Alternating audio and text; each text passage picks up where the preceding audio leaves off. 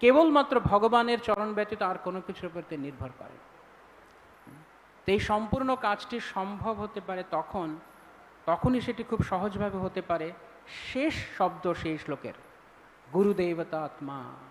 এই জিনিসটি, এই বিষয়টি যখন আমরা অনুশীলন করব কোনো মহাভাগবত ভক্তের অধীনে, গুরুদেব বা মহাত্মার অধীনে যখন আমরা অনুশীলন করব, সেই জন্য ছিল রূপ গোস্বামী তিনি ভক্তিরসামৃত সিন্ধুতে 64 সাধনাঙ্গ দিয়েছেন, যে এর দ্বারা ভগবানের সাধনা করতে হবে। কিন্তু প্রথম সাধনাঙ্গ কি? আদৌ গুরুবাশ্রয়।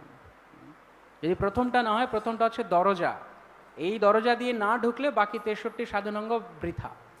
প্রথম হচ্ছে গুরু বা বৈষ্ণবের আনুগত্য, কোনো মহাত্মা যিনি ইতিমধ্যে কৃষ্ণ পাদপদ্মে আশ্রিত। আসলে প্রভুপাদ লিখছেন মহাত্মা লক্ষণ, ভগবদ্গীতা 9:13-তে তাৎপর্যে লিখছেন মহাত্মা লক্ষণ কি?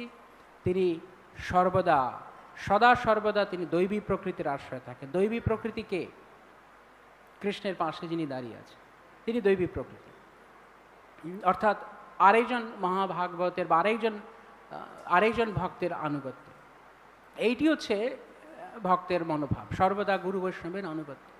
তো এইভাবে যখন কেউ কৃষ্ণ স্মৃতিতে থাকবেন সবসময়, তিনি ভয়মুক্ত। কৃষ্ণের আমাদের ভয় উৎকণ্ঠা হচ্ছে আমার কি হবে, আমার কি হবে, কি হবে, কি হবে আমাদের।